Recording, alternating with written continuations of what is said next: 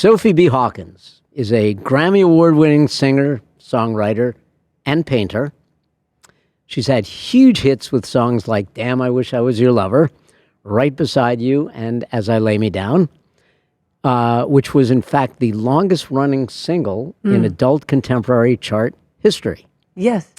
Sophie B. is an ardent supporter of animal rights, environmental causes, women in music, and LGBTQ issues. She's also, most importantly, at least today, our neighbor here in Westport. Yes. So, Sophie, welcome to 06880, the podcast. Thank you, Dan Woog. I have to say that when people saw I was going to be on Dan Woog, they're like, how did you get that? And I wondered how I got you. So I followed your career with admiration ever since the Bob Dylan 30th anniversary concert at Madison Square Garden, where you ended up on the cutting room floor for I don't know why. So I was surprised and thrilled that you moved to Westport. Yes, I love it here. What's the deal with that? What got you here? Well, it was actually a COVID thing because I was in Brooklyn and I didn't love Brooklyn. I'm born and bred New Yorker, Manhattan. And then I tried Brooklyn for a while. 2 kids, single mom, thought it might be nicer, but I thought Brooklyn was a little suburban actually. So then when COVID hit, it was just almost unbearable. So I was looking for a place that the schools were open and there was just more space. And I met a man in a pool. I didn't tell you this story? No. Oh, so the summer prior, I had met a man in a pool in Rhode Island and all his kids could swim from 1 to 5. He had about 5 kids. And I said, where did your kids learn to swim like this? He said, well, we live in this great town called Westport, Connecticut. And for $90 a year, you can belong to the Longshore Country Club. And there's 3 pools. And I literally said to myself, what am I doing in Brooklyn? So then COVID hit and I thought Westport. So I got here, checked it out, couldn't believe it, a little bit before the bubble. So I said, I gotta be here. So then my son was the deciding factor. He had come from California, moved so many times. And when we were standing outside our house in where we moved, he said, can we be done with Brooklyn? I said, yes, that's it, we're moving. And we've loved it ever since. The schools were open half the time, but basically that turned out to be the least of it. I mean, the schools are great, but it is sort of the least of it. It's the people, it's the land, it's the commitment to, like already I'm on Sustainable Westport. It's the commitment to humanity here and to the earth that I like. It's so low key. I'm not leaving. I just can't imagine not being here. Every realtor here who hears this is just, compelling. I hope not too many more people leave because what's so stay because or come. So it's so easy to be a human here. That's the thing. And Manhattan was like this when I was growing up. There weren't all the lines and all the pushing and all the crazy, I gotta get there. I love that there's one high school. And it's just, that's where you are. Let your kids grow.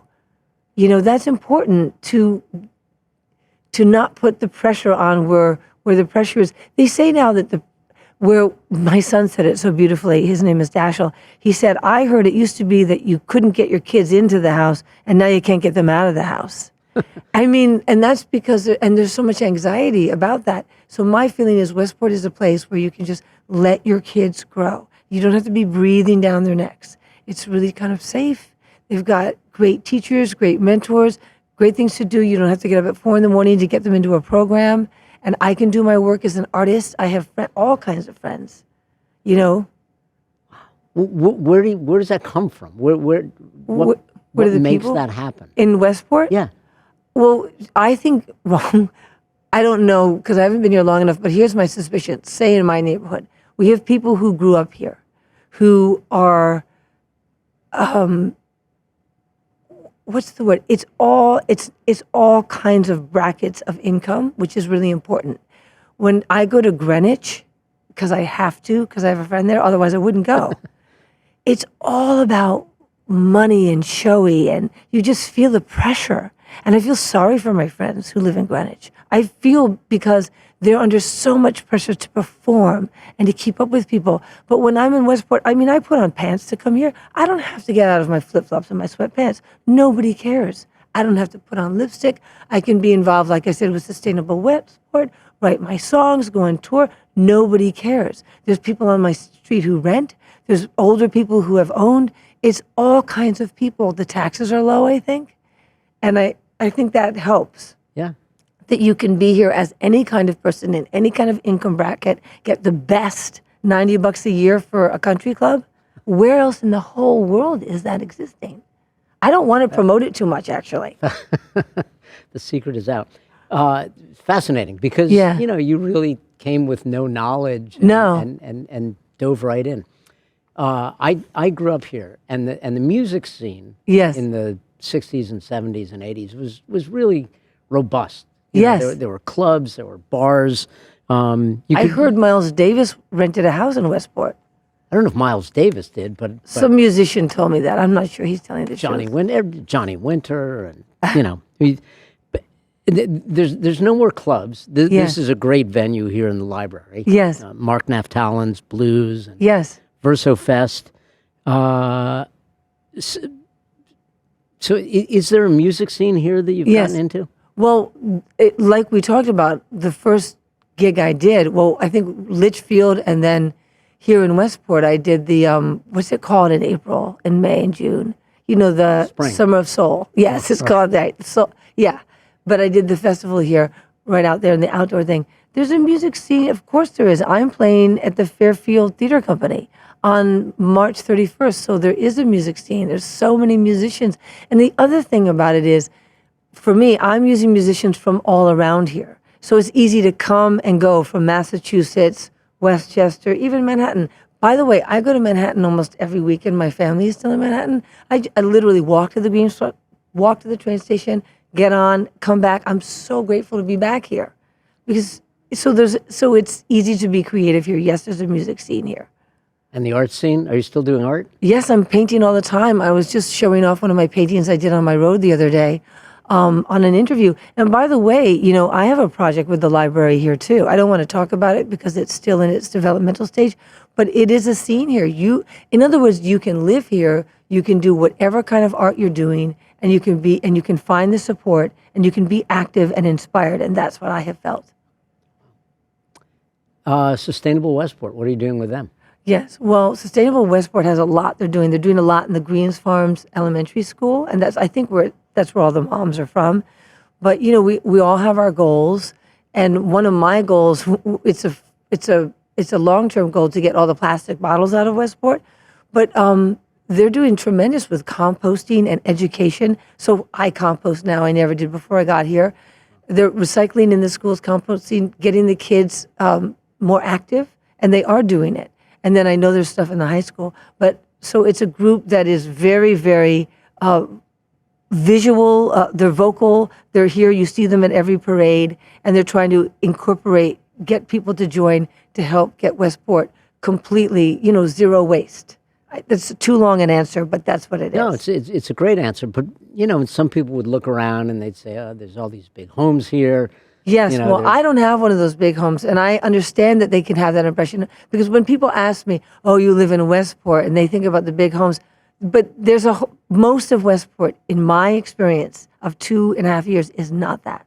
Most of Westport is actually real people. Like I said, a lot of people renting, and all kinds of income stratus, and it doesn't matter. You don't have to know. That's the thing about it. When I grew up in Manhattan, you would have never known what someone's parents did, how much money they made. You didn't ask that question. I remember asking what part of Manhattan? Upper West Side. But I remember asking my father if we were middle class. I mean, he almost had a heart attack that I could ask such a rude question.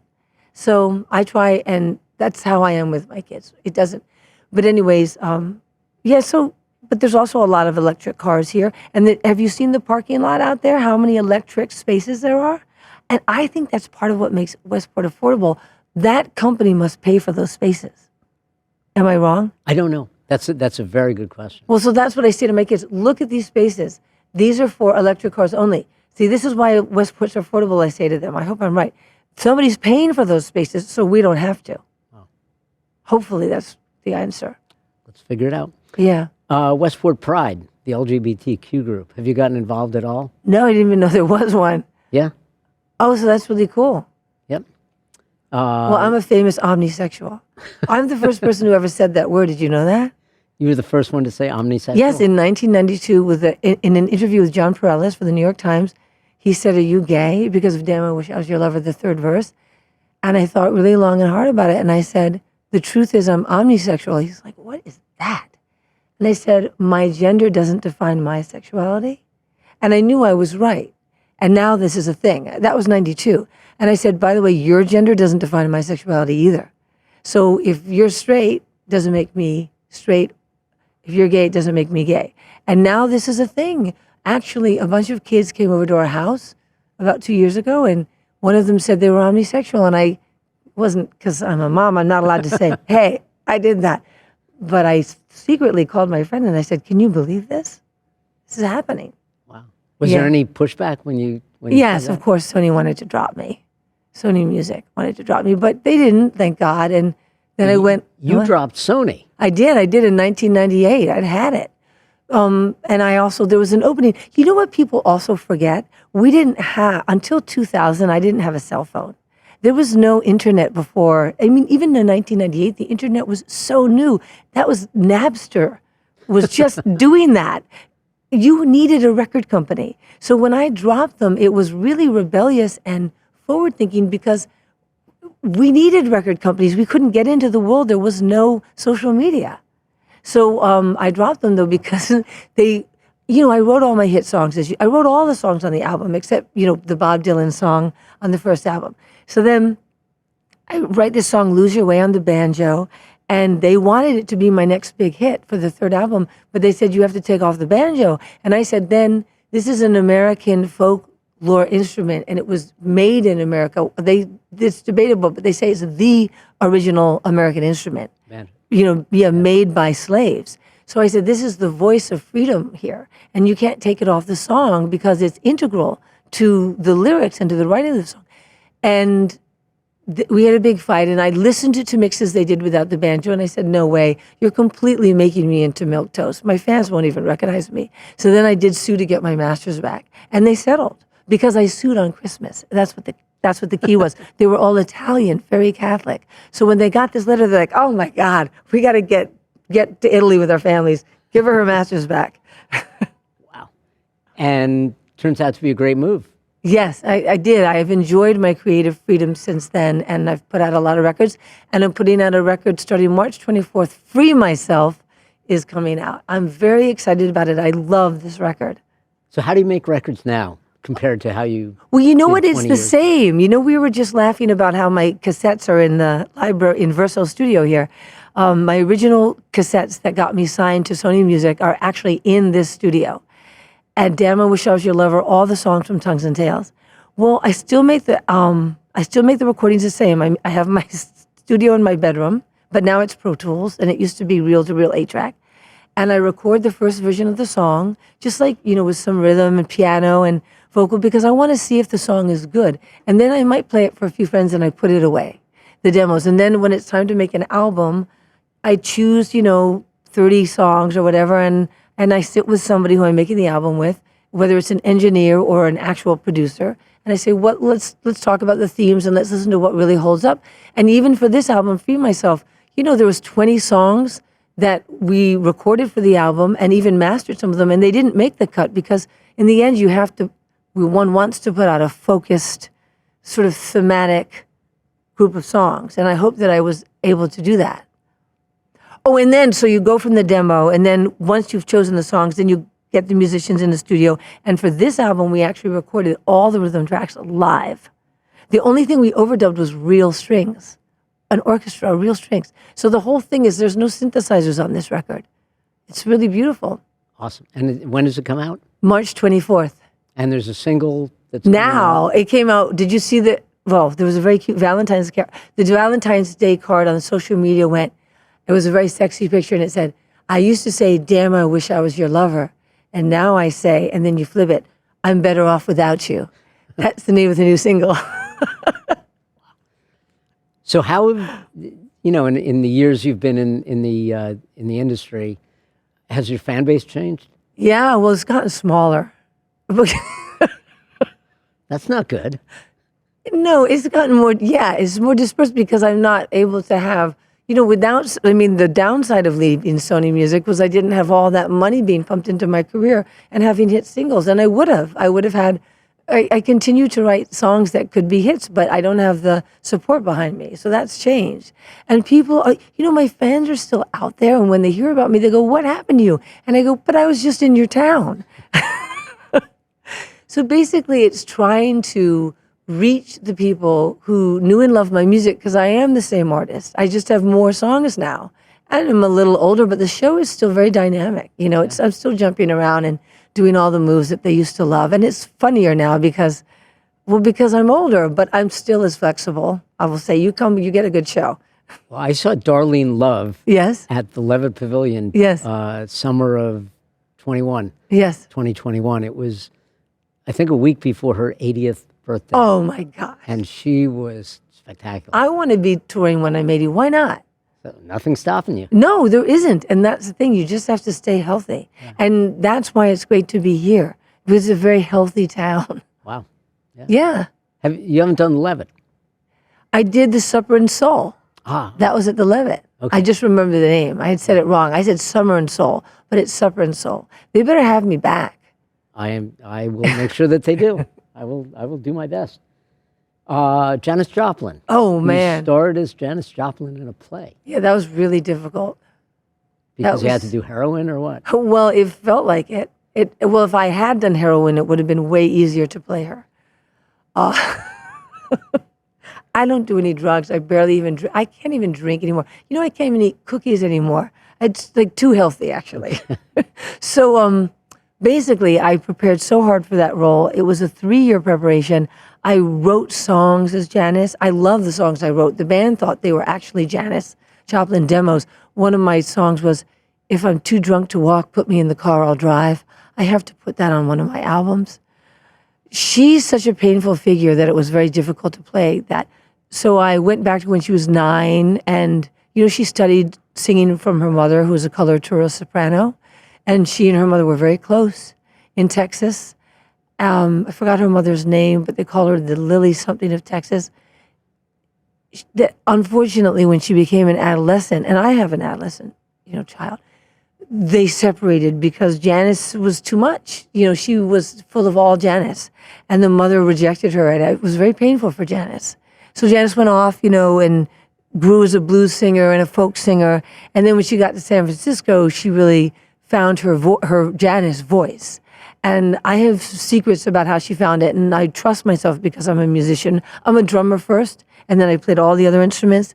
And I really wanted to know, how did Janis go from being a coloratura soprano to this voice? And I think I figured it out, but I'm saving it for my memoir because I've never read anyone has figured it out. Wow. I think I know the moment when it happened. I think I do in San Francisco. And so, because she was a very different folk singer than she became a rock singer. So anyways, that was the musical part was exciting because I was able to play her because I became her from a child to a young woman. I was so confident that I knew how she got there, and I did that. But the emotional part of the acting part, the play really focuses on her accidental death. It wasn't on purpose. And the things that led to it were very sad. She was really treated badly by people. And, she was a star, and who can't relate to them? She didn't have a lot of confidence, right? Yeah, deeply. She had that bravado, but deeply she was very broken. And I do feel that she didn't get to heal with her mother, and that was in the play, and that was the hardest part at the end. Oh, God. It's such a good play. Because at the last moment, first of all, Janis was clean before she died. She had been clean for a good long time. And then an event happened, an emotional event, where she was rejected again. And so she did shoot up, but it was bad heroin. She didn't mean to kill herself. And this happens, look, I work with the AFSP, the American Foundation for FP. Suicide Prevention. Right. And I did a walk here in Westport, and I'm going to do another one next year in October in Westport. I feel people don't mean to take their life half the time. It's something in this age range. And then I remember so many times where I could have by mistake died. And, but they say, but for the grace of God go I. That's true. So Janice got a bad batch. And then she was gone. And so, but in the play, her mother comes to her. Oh, I can't even talk about it. It's such a moving part of the play. And they get to heal in that moment. But of course, that probably didn't happen in real life, So who else would you like to play on stage? Wow, what a question. If there was a musical version of Katharine Hepburn, that would be the hardest, most amazing thing to do. I love her so much, also because of her, behind her dignity, there's a real artist. Everyone thinks of her as, Katharine Hepburn, but she was a really funky woman. And so that would be great if there would be a musical version of her. Because I always say to people, I want to be the Katharine Hepburn of my industry as I grow older. She diving into the sound in the middle of winter every morning. What a great lady. Yeah. And her affair with what's his name, so awesome. Wow. She has such a rich emotional life. And like I say, the more I find out about her, the more I realize we're only scratching the surface with her. Sure. Okay, so that's just, I never thought I would say that, but that's what I would say. I can't imagine musically who I would love to play, really, because it's so difficult to play somebody else. Yeah. Who would play you? I have this semi-autobiographical plasical that I was working on with the library, and I've thought of the people who could play me as actresses, and I think Kira Sedgwick. I went to elementary school with her, and she grew up on the Upper West Side, a few blocks, and I think there's a similarity.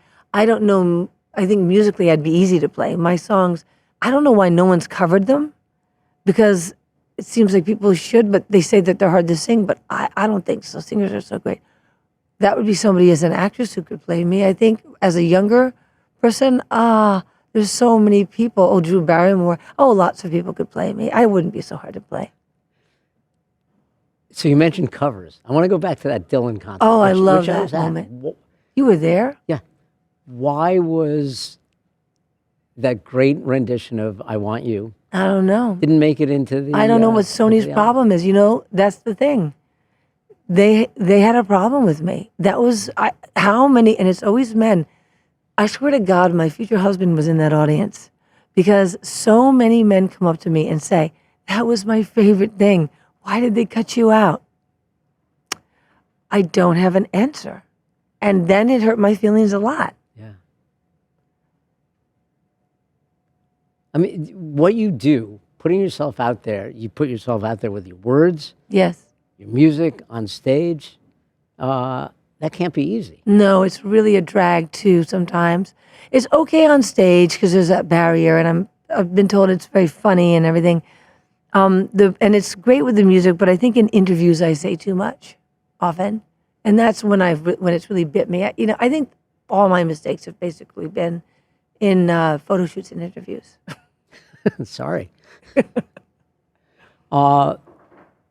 Fascinating. I mean, your world is wide, and yet you feel very, very centered and yes. comfortable here in Westport. Yes. Well, I think I've been told by my friends, and my best friend since I was about 5 years old lives in Westport.